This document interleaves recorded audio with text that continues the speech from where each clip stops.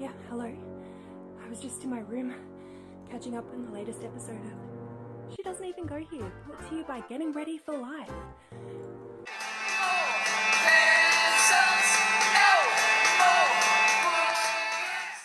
She doesn't even go here. Brought to you by Gettin Ready for Life.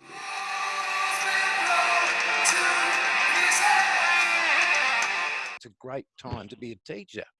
Well, kids are really relieved. I think they're all pretty keen to go back on Tuesday.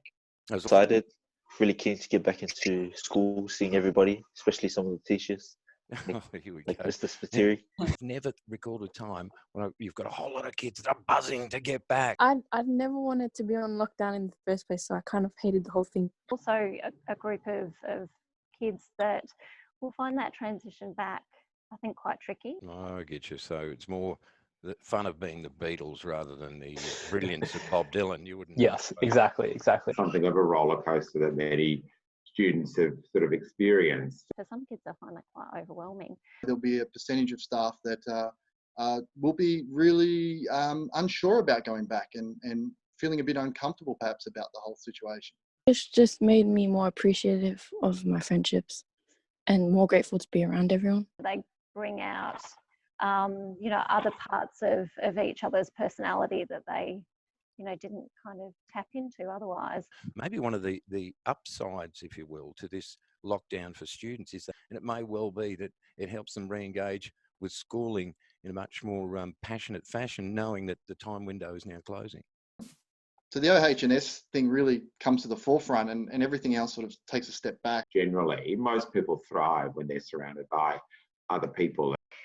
The purpose of school is for kids to feel connected, competent, valued, and given the freedom to explore a whole range of topics and find what they're interested in. I'm hoping that they do come back with a bit of a renewed motivation to learn and to get involved.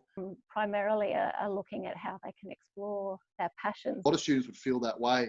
They're going to go back and they're going to have a lot of assessment pressure on them. Just sticking to the boundaries. Well done. Young people and adults will find the capacity to be able to deal with it. Well, everyone's just thinking about grades. And I guess that's partially because that's probably the only thing that we can think about now. I don't think I've ever been to a job interview where they asked me what my ATAR score was. It can be tricky to see where some of the, low mood or the snappy behaviour and frustrations come from if you're not really stepping into their emotional space. They're talking about the pressure on them to make decisions about their future.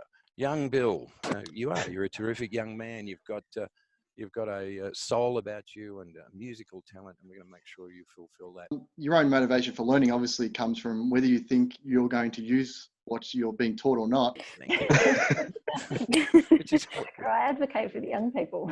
Sometimes they tell me, oh, you should be this, you should be that. But I'm still trying to figure it out, So it takes some time. Their ATAR score doesn't define them. I'm proud of them regardless.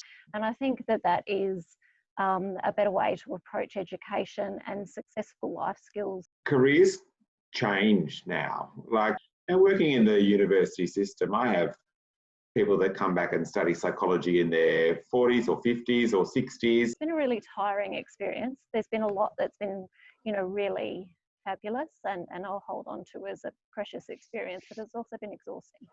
But it is the next pathway. It's the next step. The next step. It's not the end of the journey.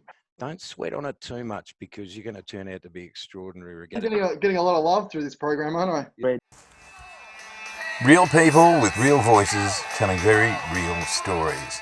Join us again next Monday on Live FM, that's 4 p.m, followed by the full podcast. Enjoy that on YouTube.